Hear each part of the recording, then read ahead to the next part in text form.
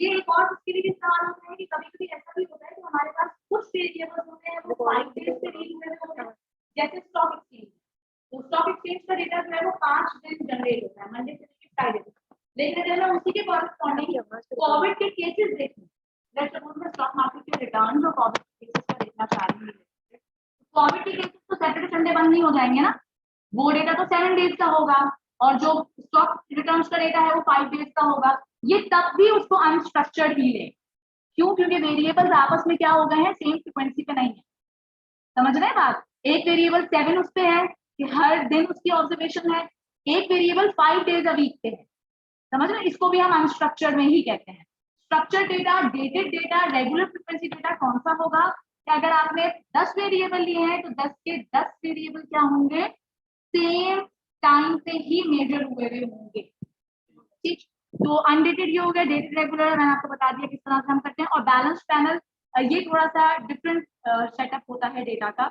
इसमें same variable होते हैं मगर पैनल होते हैं। जैसे मैं आपसे कहूँ कि G7 कंट्रीज है, ठीक है, G7 कंट्रीज कौन से? डेवलप्ड कंट्रीज, इसमें 7 कंट्रीज आते हैं, कनाडा, फ्रांस, इटली और डिफरेंट कंट्रीज। अब मैंने हर कंट्री को अलग अलग एनालाइज नहीं करना, ठीक। तो जब अलग अलग नहीं करना तो उसको हम स्टैटिस्टिकली कहते हैं कि ये पैनल स्ट्रक्चर में। पैनल में क्या होता है कि जैसे मेरे पास शुरू में 20 ऑब्जर्वेशंस हैं 1990 से लेके 2000 तक। लेट्स सपोज ये फ्रांस की इन्फ्लेशन रेट, उसी के नीचे फिर वही टाइम पीरियड है सेम, लेकिन अब मेरे पास कनाडा के इन्फ्लेशन रेट, उसी के नीचे वही टाइम पीरियड है, लेकिन अब मेरे पास उसके सामने यूएसए के इन्फ्लेशन रेट। समझ रहे हैं आप? तो इसको क्या कहते हैं? इसको पैनल कहते हैं। तो पैनल मेरा नहीं ख्याल कि आप लोगों ने आज तक कभी आपको कोर्स किया होगा, लेकिन पैनल और लॉन्गिट्यूडनल डेटा जो क्रॉस सेक्शन कहलाता है, उसकी भी बहुत ज्यादा एप्लीकेशंस हैं।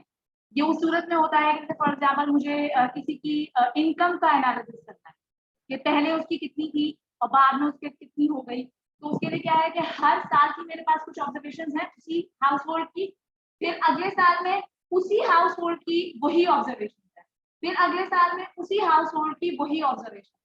समझ रहे हैं आप? यानी कि जो इंडिविजुअल है वो चेंज नहीं हो रहा है, सिर्फ क्या चेंज हो रहा है, टाइम चेंज हो रहा है, क्रॉस सेक्शन बन रहे हैं। तो इसको हम पैनल कहते हैं।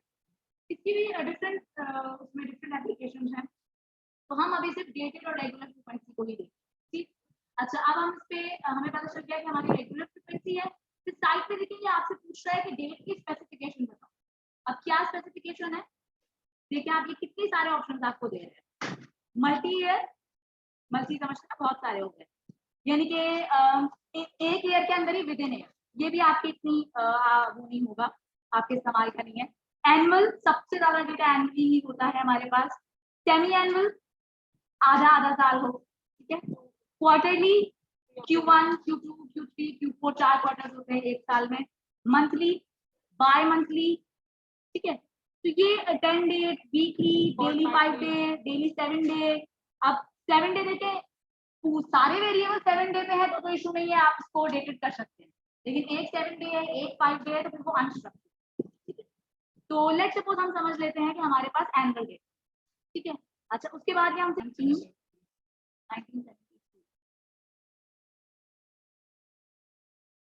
1997। अच्छा, अब आपकी मर्जी है, आप अगर इस वर्क फाइल को कोई नाम देना चाहते हैं तो यहाँ नीचे के ऑप्शन में आप इसको नाम भी देना होता है ना।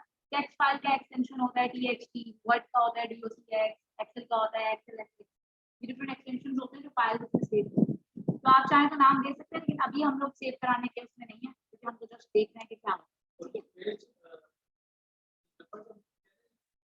ये डिफरेंट डिफरेंट आप वर्क फाइल्स बना सकते हैं। तो आप अपने हिसाब से 1 2 3 को रखो उसका नाम। अच्छा, अब ये देखिए, आप इसने क्या किया, ऊपर आप देखिए इसने रेंज बता दी, यानी हम जो डेटा सेट अभी इसको देने वाले हैं या बताने वाले हैं उसकी रेंज 73 से 97 तक है। यानी हमारा डेटा कितनी ऑब्जर्वेशन से मुश्तमिल होगा? 25 ऑब्जर्वेशन से मुश्तमिल होगा, ठीक है, ये इसने बता दिया। लेकिन अब ये डेटा कैसे एंटर करें, कहाँ एंटर करें, तो उसके लिए हम एक कमांड का इस्तेमाल करेंगे, और वो कमांड हम कमांड लैंग्वेज में ही लेंगे। अच्छा, सबसे अच्छी बात ये है कि केस सेंसिटिव है। केस सेंसिटिव मतलब अगर कोई कमांड आपने कैपिटल में लिख दी तो वो तब भी उसके सारे रीड कर देगा, और स्मॉल में लिख दी तब भी कर देगा। तो ये इससे बड़ा फ्रेंडली है। तो डेटा की कमांड है। अब लेट्स सपोज मेरे पास जो डेटा है जैसे आप ये शीट देख रहे हैं, G7 कंट्रीज हैं, Canada, France, Germany, Italy, Japan, UK और यूएस, ये मेरे सारे वेरिएबल्स। तो मैं इसको ये सारे वेरिएबल्स होंगे, टाइमलाइन आपको उसको देने की जरूरत नहीं है, टाइम का वेरिएबल आपको कंस्ट्रक्ट करने की जरूरत नहीं है। यहाँ पे अब आप इस कॉलम में बारी बारी एक एक ऑब्जर्वेशन एंटर करते हैं। देखिए कितना बुरा लगता है ना एंटर करना। 40.8 पहली ऑब्जर्वेशन है, तो ये मैंने टाइप किया 40.8।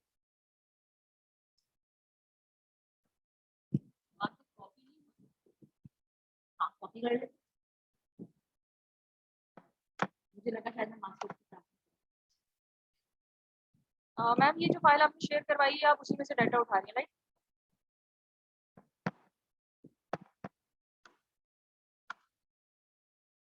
अच्छा, डाटा एंटर करना होगा तो इस तरीके से करेंगे, लेकिन इसको एक्सपोर्ट भी करवा सकते हैं। अभी इंपोर्ट सॉरी, यस ठीक है, ये डाटा तो एंटर हो गया।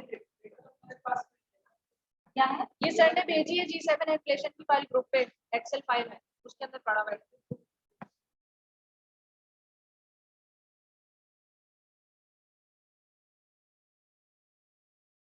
ये कॉपी करना तो हमारे लोग।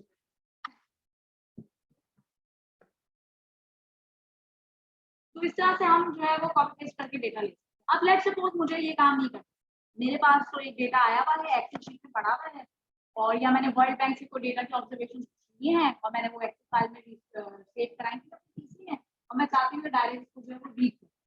उसके लिए हम कहाँ जाएंगे? उसके लिए हम जाएंगे फाइल में। फाइल में ये आपसे पूछेगा इंपोर्ट, क्या कहना है, मैंने वहां से कॉपी पेस्ट कर दी ना। नहीं, अभी हम इसको ओपन कराएंगे। ओपन पे पहले देखते हैं क्या क्या ऑप्शन आ रहे हैं। अब देखिए एक्सेल फाइल कितनी अच्छी फाइल होती है जो बड़े आराम से खुल जाएगी। ओपन में ये आपसे दो चीजें पूछ रहा है, एक तो ईव्यूज वर्क फाइल और एक पूछ रहा है foreign data as work file. ठीक है, ईव्यूज की वर्क फाइल तो वो होगी जो WF के फॉर्मेट में सेव हुई भी होगी। ठीक है, वो भी आप सेव करा के जो है वो यूज कर सकते हैं दोबारा बाद में कभी आगे फ्यूचर में आपको चाहिए। अच्छा, foreign data as work file को आप जैसे ही क्लिक करेंगे तो ये आपसे कुछ ऑप्शंस पूछ रहा है।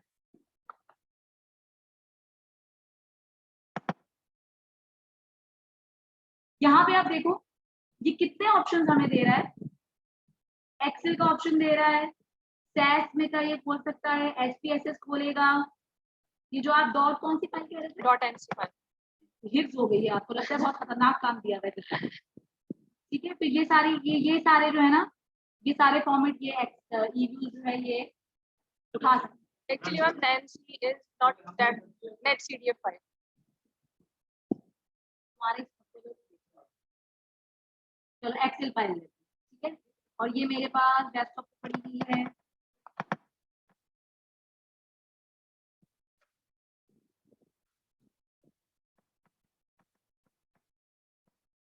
अब ये देखिए मैंने जब इसको बताया कि ये मेरी फाइल थी तो इसने ये शीट थी।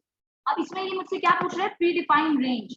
एक्सेल में तो बहुत सारी शीट्स होती है ना, अब हर शीट पे आपका डेटा भी नहीं होता और हर शीट का डेटा आपके काम का भी नहीं होता। तो आप जब इसको ड्रैग करेंगी तो अभी तो हमारी उस शीट में सिर्फ शीट 1 पे ही डेटा था। अगर आपके एक्सेल शीट में मल्टीपल शीट्स पे डेटा होता ना तो ये शीट 1, शीट 2, शीट 3 ये सब दे रहा। तो आपको जो भी डिजायर्ड आपकी शीट है आप उसको क्लिक करें और ओपन करें। ठीक है, अभी तो शीट 1 ही है। अब ये देखिए डेटा ऐसे आ रहा है, अब आप इसको नेक्स्ट करें। We can also select any custom range in it. Yes you can, but आपको जरूरत नहीं है ना, ईयर्स ऑलरेडी है आपके पास। अच्छा, उसके बाद अच्छा मैम, और ये जो रीड सीरीज आ रहा है नीचे, read series by row transpose incoming data, नहीं, हमें एक्सेस तो कोई ऐसा काम कराने की जरूरत ही नहीं है ना। तुम्हारे सवाल से बंदी कहाँ क्या कह रही थी आप? बैक यही था, नीचे आया read series by row transpose incoming data. नहीं, हमें रीड डेटा कॉलम वाइज नहीं कराना, जिस तरह पड़ा हुआ है उसी तरह। हाँ, हमें इसमें कोई चेंजेस करने की जरूरत है। अच्छा, डेटा की टाइप भी है, नंबर फॉर्म में ही है हमारा डेटा, और जो हमारी डेटेड है क्योंकि इसमें किसी भी किस्म का कोई भी मिसिंग वैल्यू नहीं है, 70 से स्टार्ट होकर पूरा खत्म हो रहा है सही से। और आपकी जो डेट सीरीज है उसका नाम ईयर्स है। क्या पूछते हैं?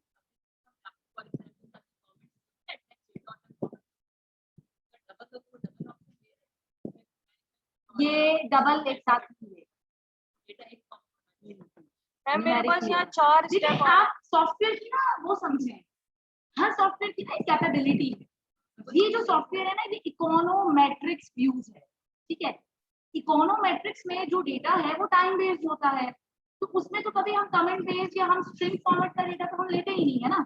हमारे पास तो रेशियो स्केल डेटा है, हमारे पास तो जीडीपी है, हमारे पास तो इन्फ्लेशन रेट है, हमारे पास तो गोल्ड प्राइसेस है, हमारे पास स्टॉक रिटर्न है, हमारे पास तो कोई इस तरह का डेटा है। ये जो कमेंट बेस्ड है ये डेटा सोशल डेटा होते हैं, ठीक है ना। अब ये सोशल डेटा के लिए और सॉफ्टवेयर, ठीक है ना। हर देखिए हर चीज हर किसी के लिए बनाई गई है। अब एक मैथमेटिशियन है, वो एमफिल के थीसिस में एचपीएसएस के काम पे काम करके सबमिट करा देगा, तो आप उसके एमफिल की रिलायबिलिटी चेक करें, आपको पता चलेगी ये एचपीएसएस मैथमेटिशियन काम करेगा, एचपीएसएस तो है ही नहीं मैथमेटिशियन के लिए, समझ रहे हैं आप बात। ऐसे मैं स्टैटिस्टिशियन होके ईव्यूज पे काम करके अपना पीएचडी कर लूं, तो ऐसा भी मुमकिन नहीं है, समझ रहे हैं। हर सॉफ्टवेयर की अपनी एक हद है ना, एक, तो उस हद से बाहर क्यों भी नहीं जा सकता। इसलिए भी है कि जब भी हमें एक दूसरे सॉफ्टवेयर की जरूरत पड़ती है, अगर एक ही सॉफ्टवेयर सब कुछ ही करके दे देगा तो फिर तो उसकी हम जान ही ले लेंगे ना बेचारे। जी, क्या करूं, बैक करूं, कुछ याद आ जाए। Yes. Yeah, ma'am. And your text presenting data. क्या करूं, क्या करूं, फिर बैक कर लूं।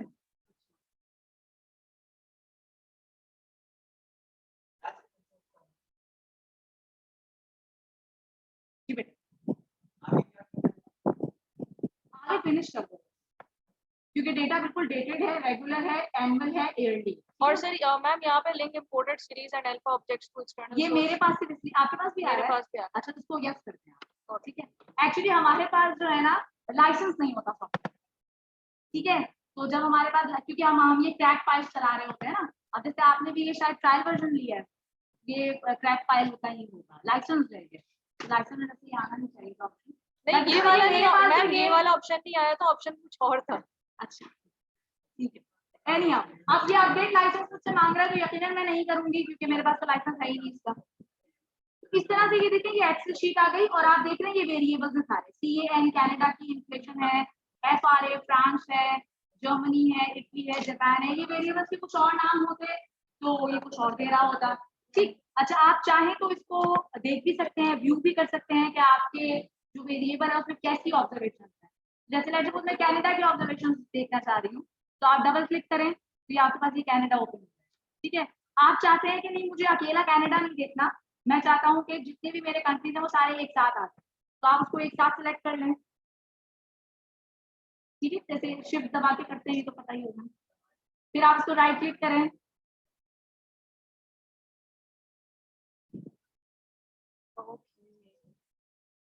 तो ये आपसे पूछेगा ओपन एज ग्रुप करेंगे ना तो ये एक साथ आ जाएगा जितने भी आपके डिजायर्ड वेरिएबल, ठीक है। तो एक एक करके भी आप देख सकते हैं कि वेरिएबल में क्या, क्योंकि अक्सर ऐसा होता है कि डेटा हम लोग खुद से तो नहीं एंटर कर रहे हैं ना मैन्युअली, हमारे पास तो रेडी डेटा है, तो हम ऐसी स्ट्रक्चर देखना चाह रहे हैं कि डेटा पूरा आ गया या कोई मिसिंग तो नहीं रह गई। वैसे तो ये पहले स्टेप में ही यूज आपको रोक लेगा वहीं पर, यानी अगर आप इसको डेटेड दे दिया हो तो मिसिंग वैल्यू है तो ये फिनिश करके डेटा ओपन करेगा ही, या आपसे कह देगा पहले ही कि इसमें मिसिंग ऑब्जर्वेशन आ रही है और प्रॉब्लम है आपके लिए। जाहिर जब आपने डेटा ऐसे नजर तो आ जाएगा, लेकिन एने उसमें मिसिंग नजर आ रहे हैं, तो वो जब एने होंगे तो आप जैसे ही कोई एनालिसिस करने लगेंगे तो वो उसमें आपको एरर देता जाएगा, तो फिर आप फिर प्रॉब्लम फेस करेंगे। तो हम कोशिश करते हैं कि पहले हम डेटा को थोड़ा सा व्यू कर लें, और आसान तरीका है व्यू करने का कि आप डिस्क्रिप्टिव निकाल लें।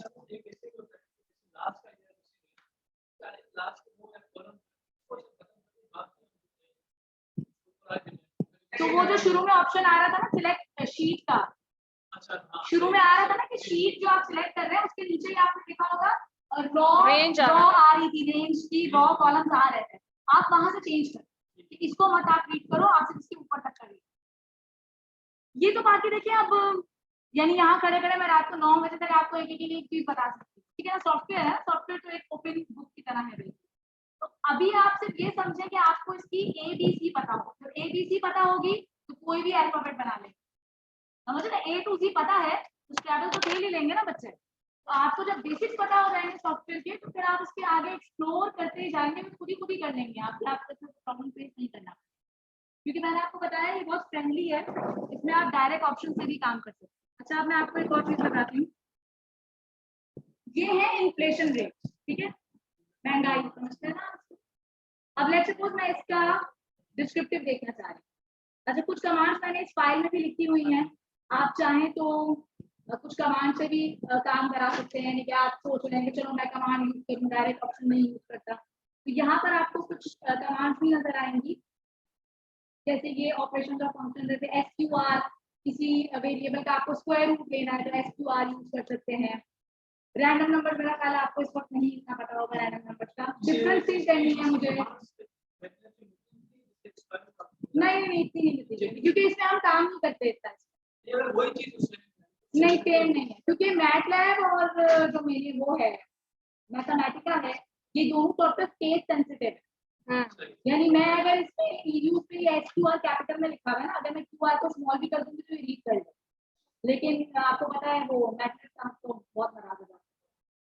इसके अलावा आपके देखिए नीचे कुछ फंक्शंस हैं, देखिए एट द रेट, ये जो एट द रेट का जो सिंबल है ये हम इस्तेमाल करते हैं अमूमन कोई भी फंक्शन को ऑपरेट करने के लिए। थोड़ी बहुत तो सेट की नॉलेज होगी ना आपको, जैसे और अब तो आप लोगों ने इक्वल्स रिसर्च पेपर इस्तेमाल वगैरह करते भी, हाँ रिसर्च पेपर वगैरह भी आप लोग पढ़ ही रहे होंगे, तो आपने देखा होगा कि कोई भी रिसर्च पेपर होता है, चाहे उसमें यानी कि बहुत एडवांस टेक्नोलॉजी भी लगी हुई होती है, लेकिन उसमें सबसे पहले डेटा का क्या निकला हुआ होता है, मीन, मीडियन, स्क्यूनेस, कटऑफिस, ऑब्जर्वेशन और ग्राफ बना हुआ होता है, चाहे जितनी भी एडवांस आप टेक्निक है। तो प्रिलिमिनरी जो एग्जामिनेशन है डेटा का वहीं से स्टार्ट होता है, चाहे आपने थीसिस भी लिख रहे हो एमफिल PhD का, या आपको पेपर लिखना है, इसके बगैर तो गुजारा नहीं। तो उसके लिए आपको अगर काम करना है तो एट द रेट की जो कमांड है वो आप बड़े आराम से इस्तेमाल कर सकते हैं। जैसे फॉर एग्जाम्पल यहाँ पे मुझे मीन निकालना है कनाडा की ऑब्जर्वेशन का, तो मैं ये कमांड की जो मेरी विंडो है इसमें एट द रेट लिखूंगी, मीन लिखूंगी, और ब्रैकेट में मैं इस वेरिएबल का नाम लिखूंगी, मेरा वेरिएबल CAN है, यानी मैं कनाडा की ऑब्जर्वेशन का मीन लेना चाहती हूँ, और मैं इसको एंटर करूंगी तो ये मेरे पास मीन आ जाएगा। और ये मीन की वैल्यू देखिए लिखी भी कहाँ आएगी, ये बिल्कुल ये आप बॉटम में देख रहे हैं स्केलर 104.688, ये यहाँ चुटकी सी लिखी भी आ जाती है, कहाँ, यहाँ ये बिल्कुल नीचे इसकी जो, जी बिल्कुल आप ये यूज की बग फाइल कमांड का सब सेव कर सकते हैं, ठीक है, और फिर यूज के ही फॉर्मेट पे आप उसको ओपन भी कर सकते हैं। ये तो नहीं, ये स्केलर नहीं सेव होगा ना, आप पूरी ये वर्ड फाइल सेव करेंगे, जब आप उसको ओपन करेंगे तो उसको रन करा भी जाए, वैल्यूज आपके पास स्टोर हो मतलब हम बार बार इसको रन यहाँ पे करेंगे? कॉपी पेस्ट कर लो ना, क्या हो जाएगा, कॉपी पेस्ट करने में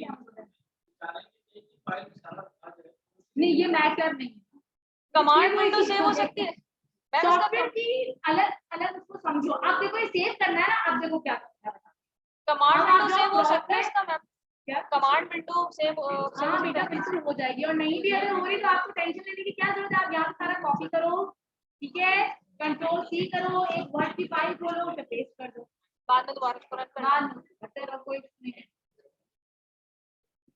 आप देखो ये क्विक का जो ऑप्शन है ये आपको डायरेक्ट सब चीजें देगा। सीरीज स्टैटिस्टिक्स में अगर आप जाएं, बल्कि ये आसान पहला ऑप्शन देखिए, ये डिस्क्रिप्टिव नजर आ रहा है, आप देखो कि डायरेक्ट आपको सब चीजें देगा। लेट्स सपोज मुझे ये सारे कंट्रीज का जो है वो डिस्क्रिप्टिव निकालना है, ओके करूंगी ना, इसने क्या किया, इसने सारा डिस्क्रिप्टिव, डिस्क्रिप्टिव में हमने कॉमन सैंपल लिया या इंडिविजुअल सैंपल्स? बेटा हमने ओपन एज सिस्टम किया हुआ था ना, तो हमने जितने मुल्क उसको दिए गए थे ओपन किए हुए थे, जो हमने राइट क्लिक करके ओपन किए हुए थे ना, वो सारे ममालिक का निकाल के दिए थे। और कोई मतलब नहीं आप स्पेस दे देके वेरिएबल का नाम लिखी जाए, वो आपको सबका डिस्क्रिप्टिव दे देगा। अब mean, median, maximum, minimum, standard deviation, cutoff, skewness, ये जाग-बैरा नॉर्मलिटी का टेस्ट होता है, P value, sum of square deviation, 25 observations हैं डेटा में, ये सब इसने हमें बता दिया। डिस्क्रिप्टिव, अब ये मेरा ये तो खुला हुआ है, लेकिन ये रूम भी खोल के बैठिए, रिकॉर्ड हो रहा है ना, ठीक है, तो ये डिस्क्रिप्टिव आप यहाँ से बड़े आराम से निकाल सकते हैं। लेट्स सपोज ग्राफ बनाना है, तो कोई ग्राफ के ऑप्शन में आप जा सकते हैं। अब जो मैंने वो उस वक्त सिलेक्ट किया हुआ था ना, वो देखिए सारे सारे खुद ही वो उसमें बाय डिफॉल्ट रीड करता है, इसको वेरिएबल का नाम नहीं देना पड़ेगा, लेकिन अगर आपको नाम देना भी पड़ जाए तो कोई इशू नहीं है, आप वेरिएबल का नाम लिखिए, स्पेस स्पेस स्पेस देके सारे वेरिएबल का नाम लिखते जाए, सारे एक साथ रखें। इसको आप ओके कर दें। आप जैसे इसको ओके करेंगे ये आपसे मजीद कुछ ऑप्शंस मांगेगा। ये बेसिक ग्राफ की सारी टाइप्स यहाँ पे आ रही हैं, यानी बेसिक ग्राफ तो लाइन ग्राफ होता है ना, जो यूजुअली सभी बनाते हैं अपने रिसर्च के काम में, लेकिन कभी कभी हम उसके अलावा भी काम करते हैं। जैसे जिन्होंने स्टैटिस्टिक्स सब्सिडी में पढ़ी है उन्होंने बॉक्स प्लॉट बनाया होगा, 7 लीव्स बनाए होंगे, ठीक है, तो डिफरेंट होते हैं ग्राफ। क्यू प्लॉट तो शायद आपने सब्सिडी में नहीं बनाया होगा, लेकिन मेजर में हम बनाते हैं। जब आप लोग रिसर्च के बहुत सारे बेसिक समझ जाएंगे ना तो आपको पता चलेगा कि इन्हीं ग्राफ में से 6-7 ग्राफ तो आप अपनी चीजें नहीं बना रहे होंगे, तो बहुत सारी चीजों का काम जो है वो अक्सर ऐसा होता है कि हम एक सॉफ्टवेयर पे काम कर रहे होते हैं, हो जाता है, कुछ और करना है और उसको कुछ और करने के लिए हमें दूसरे सॉफ्टवेयर की तरफ मूव करना पड़ता है। एक ही सॉफ्टवेयर में आप सारा काम नहीं कर सकते क्योंकि हर सॉफ्टवेयर की अपनी जो है वो वैलिडिटी है। क्या कर रहा है ये इनसफिशिएंट नंबर, ये क्या दे रहा है पता नहीं। आप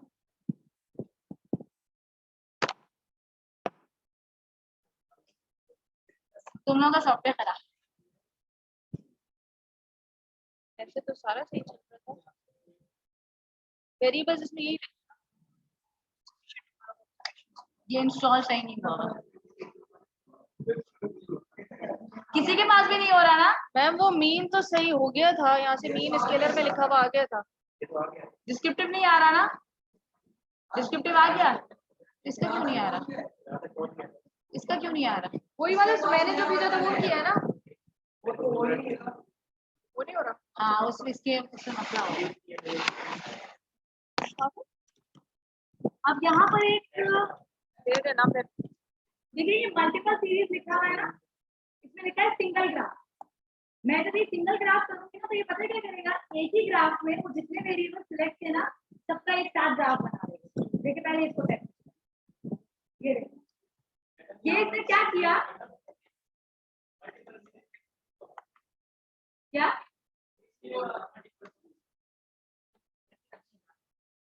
क्यों नहीं हो रहा,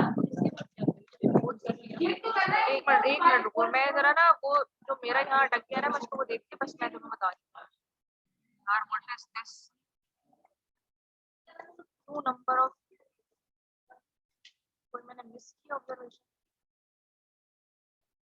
लो भाई रेसिपी में क्या आ रहा है, ये रेसिपी व्हाट इज रेसिपी।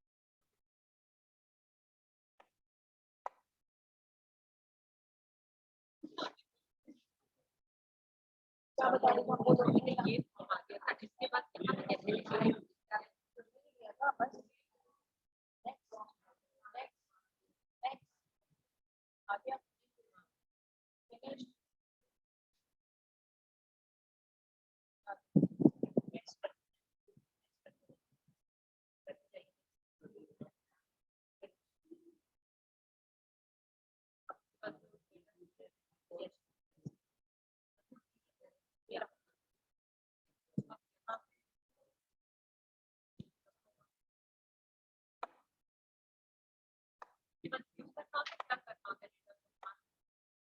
एक मिनट सेलेक्ट करो वेरिएबल्स और ओपन एज क्लोज करो, राइट क्लिक दबा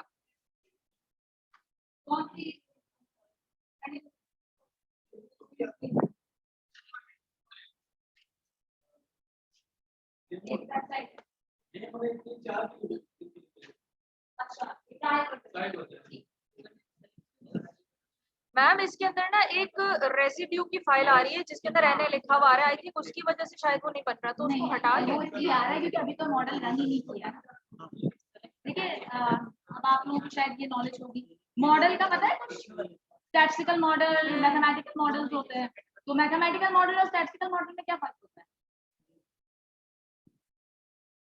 मैथमेटिकल मॉडल में एरर नहीं होता और स्टैटिस्टिकल मॉडल में हमेशा एरर होता है, और एरर को रेसिड्यू कहते हैं। जिन्होंने सब्सिडी पढ़ी होगी उनको पता होगा रिग्रेशन एनालिसिस पढ़ाया जाता है, उसमें एरर्स और रेसिड्यूज निकाले जाते हैं। तो ये जो रेस फाइल है ना, अब देखिए वही ना, ये सॉफ्टवेयर है ही इकोनोमेट्रिक्स का और टाइम सीरीज का, उसमें होती ही मॉडलिंग है, मॉडल होगा तो एरर भी आएगा, और एरर पे तो बहुत कहानियां हम लिख लेते हैं, एरर पे तो एरर तो इतनी बड़ी कहानी है। ये जो मल्टीपल ग्राफ है, इसमें आप देखिए मल्टीपल का ऑप्शन सिलेक्ट करने से क्या हुआ कि एक ही ग्राफ पे एक्स एक्सिस पे ईयर्स आ गए और वाई एक्सिस पे जितने ममालिक थे उन सबका इसने क्या ले लिया, इन्फ्लेशन देख लिया। ठीक, अच्छा अब रिसर्च पेपर में ऐसे देंगे तो थोड़ा बुरा ही लगेगा कि एक साथ सारे बना के, तो हम क्या करते हैं,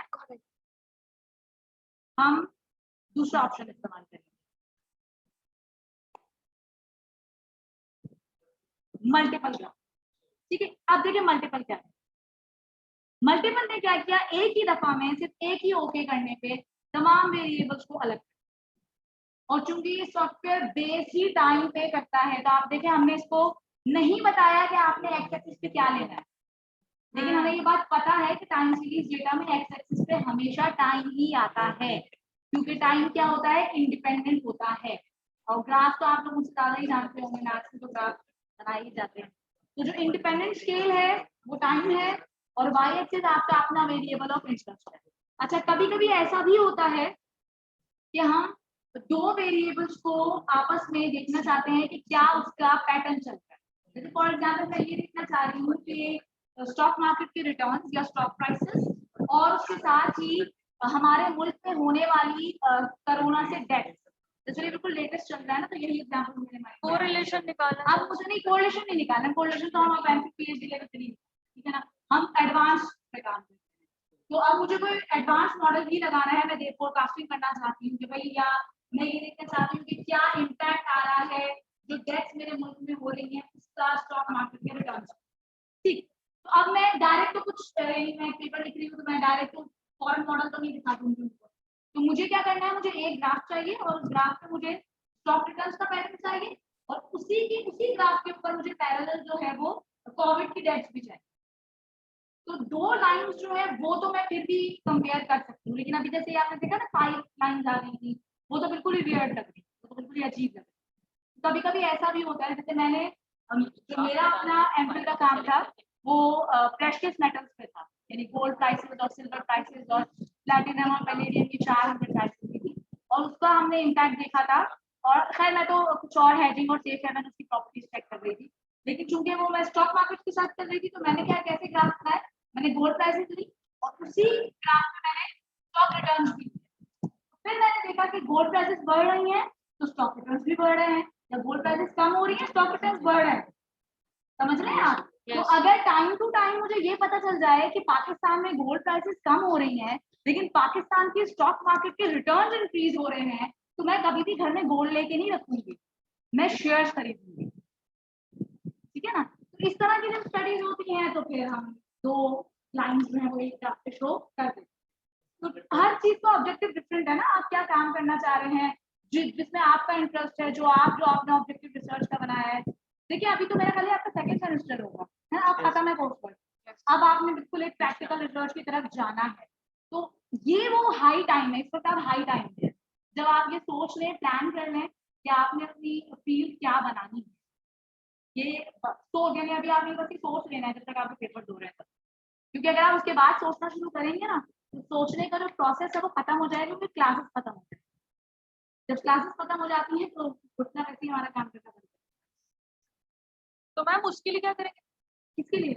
तब तो फिर आपको अपना इलाज कराना पड़ेगा। अच्छा नहीं, वो जो आप कह रही थी फॉर एग्जाम्पल अगर मुझे इसमें दो चाहिए, हाँ दो चाहिए, फिर उसके लिए आप जैसे ये ग्राफ में गई ना, अब ये मुझे ये तो 4-5 सिलेक्ट किए मैं, इसलिए मैं तो 2 सिलेक्ट, ठीक है। और लेट्स सपोज एक गोल्ड प्राइसेस है और एक स्टॉक रिटर्न है, लेट्स, और मैं इसको ओके कर दूंगी और चूंकि मैं चाह रही हूँ कि सिंगल ग्राफ पे ही आ जाए तो मैं इसको भी ओके। तो अभी देखो 2 लाइन। अच्छा अब ये मुझे 2 लाइन पता नहीं चल रही कि जाहिर एक्सेस तो शो हो ही नहीं रहा ना इसमें, ना लेजेंड्स है, कहाँ लेजेंड्स है, टाइटल है, कुछ भी नहीं है। तो उसके लिए मैं क्या करूंगी, मैं ऐड टेक्स्ट में जाऊंगी। ऐड टेक्स्ट का ऑप्शन जो है वो बड़ा अच्छा है, मुझे काम आएगा। यानी टॉप पे मैं चाह रही हूँ कि मैं इसका कोई कैप्शन दे दूँ अच्छा सा, तो लेट्स सपोज मैं कहना चाह रही हूँ कि दीज आर द प्राइसेस और मैं इसको ओके कर दूँ तो ये देखिए ऊपर प्राइसेस लिखा हुआ है। क्विक पे जाएंगे,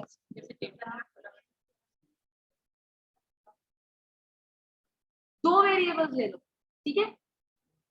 यहाँ पे ये देखो क्विक में गए, ग्राफ में गए, अब ये 4 आ रहे हैं ना, 4-5 आ रहे हैं, आप यहाँ पे बाकियों के नेम्स हटा दो, सिर्फ 2 ले लो, क्योंकि टाइम तो लेना नहीं है ना, टाइम तो वो बाय डिफॉल्ट ले रहा है। ये अच्छा है इसका। आप ये मोबाइल रख दें, पता है उससे बेहतर है कि आप कॉन्सेंट्रेशन से बात करें। ये यूजलेस है, मैं बताऊं, ये सिर्फ हमारी कौम को गुमराह करने के लिए बनाया गया है। हालांकि मैं इतनी बुद्धि नहीं हूँ, लेकिन फिर भी मुझे अब अंदाजा हो गया है। ये डिस्ट्रैक्ट कर रहा है आपको ना, क्योंकि आप जो टीचर की नॉलेज लेना चाह रहे हैं आप वो भी नहीं पिक कर रहे। उससे बेहतर है कि आप लिखें पॉइंट्स। और मेरा नहीं ख्याल कि बात ही मैं कोई इतना मुश्किल कुछ पढ़ा रही हूँ, यानी ये मैं थर्ड ईयर को पढ़ाती हूँ अपनी, हमारे स्टैट्स के थर्ड ईयर वालों को हम सबके पढ़ाते हैं। अच्छा, उसके बाद कहाँ पे हम, हाँ अब एक्स एक्सिस और वाई एक्सिस का कुछ करना चाह रहे हैं। देखिए ये दो लाइंस है ना, दोनों लाइंस जो है वो स्केल वाई एक्सिस पे ही हुई थी। ठीक, आपने सुना ही होगा मल्टी डायमेंशनल ग्राफ्स होते हैं या 3D ग्राफ्स होते हैं, तो उसमें एक्सिस दो नहीं होते सिर्फ, और एक्सिस भी होते हैं। यहाँ पर भी एक और एक्सिस भी है। अब ये कैसे एक्सप्लोर होगा, आप कहाँ लेंगे?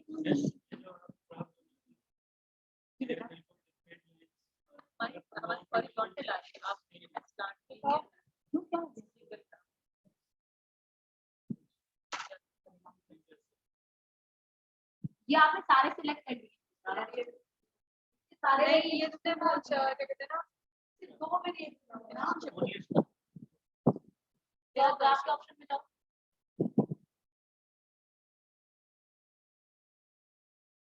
यहाँ नहीं बेटा, जहाँ वेरिएबल लोगे वहां जाओ, कैंसिल करो इसको, ऊपर जाओ, क्विक पे जाओ, ग्राफ में जाओ,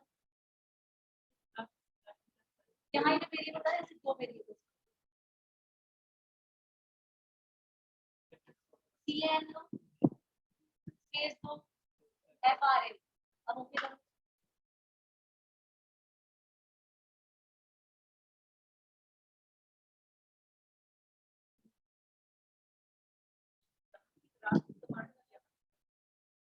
ये शुरू से लेगा, ये with in the graph changes करेगा, क्योंकि ग्राफ के अंदर चेंज करना है ना। अब विद इन द ग्राफ जब चेंज करना है ना, तो यहाँ देखो एक ऑप्शन है एक्सिस एंड स्केलिंग का। ये देखिए मैं कहाँ पे गई हूँ, ये जो ग्राफ बना हुआ था ना, इसी में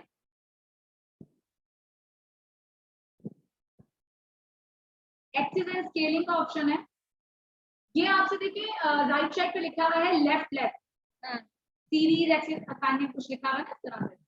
अब हमने तो दो लिए हैं ना, एक कनाडा लिया है और एक फ्रांस लिया है। ठीक, हमें इसको ये बताना है कि एक कनाडा की ऑब्जर्वेशन ये लेफ्ट साइड पे दे दे और दूसरे वाले की दूसरी तरफ दे दे। ठीक है, हमारी मर्जी है, लेफ्ट राइट आप जो भी करना चाहें, आपका ये वो है जो भी आपका ऑब्जेक्टिव साथ साथ सेट कर। अब लेफ्ट पे जब मैं कर रही हूँ तो देखिए ऊपर क्या लिखा हुआ है CAN, यानी कि इसने लेफ्ट पे कनाडा को सेट किया। ठीक, अब मैं यहाँ साइड से राइट ले लेती हूँ, तो अब ये क्या करेगा, राइट पे कनाडा ले लेगा और लेफ्ट पे देखेंगे क्या ले लेगा, फ्रांस ले लेगा। अब आप चाह रहे हैं कि नहीं ये लेफ्ट पे कनाडा ही ले, तो कोई मसला नहीं है, आप इसको ऐसे कर दें। तो ये राइट पे कनाडा आ गया और ये लेफ्ट पे फ्रांस आ गया। ठीक है, यानी कि यहाँ से आप अपने वेरिएबल को चेंज करा सकते हैं। वैसे तो कोई यानी क्या कहते हैं उसको, हार्ड एंड फास्ट रूल नहीं है कि लेफ्ट साइड पे कनाडा है या राइट साइड पे फ्रांस है, या जैसे मैंने बोल्ड प्राइस ली और इन्फ्लेशन लिया, तो ये कोई नहीं है कि मैं सीधे हाथ पे इन्फ्लेशन लूंगी और उल्टे हाथ पे गोल्ड प्राइस लूंगी, इसका कोई ताल्लुक नहीं है इससे। लेकिन ये है कि आपको पता होना चाहिए कि एक्सिस मुझे कैसे सेट करना है। तो ये मैंने राइट लेफ्ट अलग अलग कर दिए, पहले आपने देखा दोनों लेफ्ट तरफ थे, अब दोनों क्या हो गया, चेंज हो गया।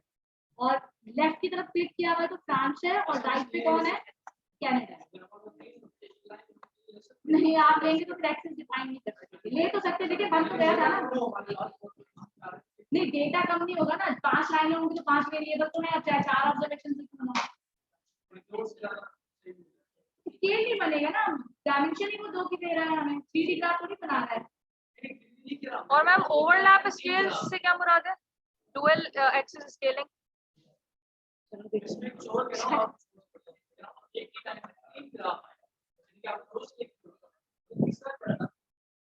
एक्सिस कहाँ डाल, 3 डाल तो लेते, अभी देखा 5 भी बन गए थे, डाल तो लेते, एक्सिस कहाँ देते उसको, तो लेफ्ट राइट किया तो टॉप बॉटम भी वैसे है ऑप्शन, लेकिन वो ग्राफ की तो शक्ल तो कैसी हो जाएगी, यानी टॉप पे भी नजर आ रहा है स्केल, बॉटम पे भी नजर आ रहा है, बॉटम पे तो खैर वो सिर्फ उसका टाइम का ही स्केल है, और एक तरफ है और एक तरफ, यानी कि उससे बेहतर है कि आप कोई और सॉफ्टवेयर इस्तेमाल करें।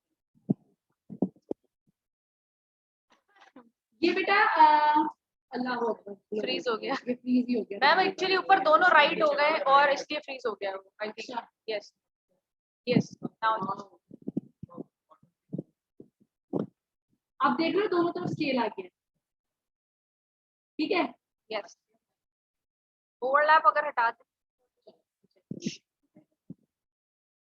इतना तो मैंने कभी पढ़ाते हुए नहीं सोचा जितना तुम ये काम करते हुए। मुझे अच्छा लगता है मैम क्या चेंज किया इसने? मैम ये इसने ओवरलैप नहीं किया और अब इसने जो है ना इसको इस तरीके से बनाया नहीं, मेरे पास जो आ रहा है वो देखो कैसे है। आपके पास चेंज ही नहीं हुआ मेरे पास चेंज हुआ है अब ओवरलैप नहीं होने ग्राफ्स उसमें ओवरलैप हो ये पता है क्या कर रहा है, स्केल के दरमियान में सिर्फ डिस्टेंस दे रहा है थोड़ा सा, लेकिन हमें अगर आप इसको रिसर्च पॉइंट ऑफ व्यू से देखें तो क्या इससे हमें कोई फायदा थोड़ी हो रहा है, हमें कोई फर्क ही नहीं पड़ा इससे। स्केल से उसने हिला दिया, बिल्कुल वैसा ही था, एक ग्राफ आप मैन्युअली बनाए एक वो बना लो, ठीक है। तो ओवरलैप वाला ज्यादा अच्छा देखो ओवरलैप पे क्या लिखा है, लाइंस क्रॉस, और नो ओवरलैप पे वो थोड़ा सा स्केल ऐसे बढ़ा देगा कि दोनों की ऑब्जर्वेशन के ऊपर क्रॉस नहीं, स्केल चेंज करना है और कुछ नहीं। अच्छा इस पे नाम भी दे सकते हैं, ऐड टेक्स्ट करके आप लेफ्ट रोटेटेड पे नाम जो देना चाहें तो आप कनाडा को नाम दे दें, राइट साइड पे कोई नाम देना चाह रहे हैं राइट साइड पे भी कोई नाम दे सकते हैं, ठीक है।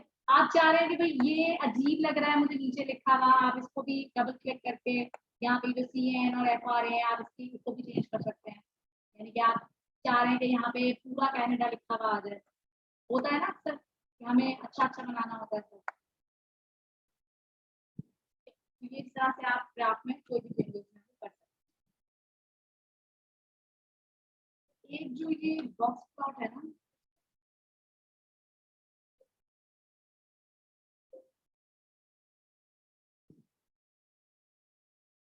अच्छा इसके अलावा और भी ग्राफ्स होते हैं, बार चार्ट होता है, पाई चार्ट होता है, कुछ याद ही होंगे आप लोगों को, मल्टीपल बार होते हैं, तो लेकिन जब हम टाइम सीरीज का Scattered काम plot करते होता है। हैं, स्कैटर भी हम रिलेशनशिप को एक्सप्लेन करने के लिए बनाते हैं, लेकिन टाइम सीरीज में जब हम काम करते हैं ना तो उसमें टाइम सीरीज में तो 4 कंपोनेंट्स भी होते हैं, ट्रेंड होता है, वेरिएशन होती है, साइक्लिक होता है, सेक्युलर होता है। उसके लिए हमारे पास ये सिंपल ये जो लाइन ग्राफ है यही सबसे ज्यादा क्या होता है एप्रोप्रिएट, और डिस्क्रिप्टिव मैंने आपको बता दिया, ग्राफ्स बता दिए, आप प्रिलिमिनरी एग्जामिनेशन किसी भी डेटा का वो डेटा जो टाइम बेस्ड उसके लिए आपको ये 2-4 चीजें जो है पता होनी चाहिए, ठीक है। डेटा एंटर कैसे करना है, डेटा कॉल कैसे कराएंगे, ग्राफ कैसे बनाएंगे, जब आप इसको अपने नेट बोला ग्राफ आपने बना लिए बहुत सारे, अच्छा इसका कॉपी पेस्ट भी बड़ा आसान है, यानी कि आपने ये ग्राफ पे ही आप देखिए ये ब्लू हाईलाइट सा हो जाएगा और आप इसको राइट क्लिक करके ऐसे कॉपी क्लिपबोर्ड कर लें या सिंपल आप कंट्रोल-C करें तो ये पूरा जो है वर्ड पे चला जाए।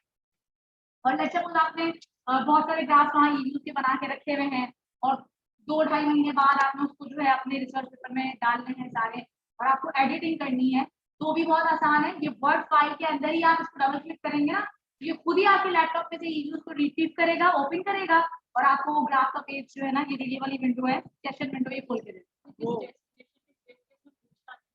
अभी सेव कुछ भी नहीं कराया आपने, अच्छा नहीं पूछा होगा नीचे आपने चेंज किया था, वो पाथ डिफाइंड है ऑलरेडी डिफॉल्ट आप पाथ उसको चेंज कर ले, बाय डिफॉल्ट तो हर उसमें होता है ना, तो ये सेव एज है।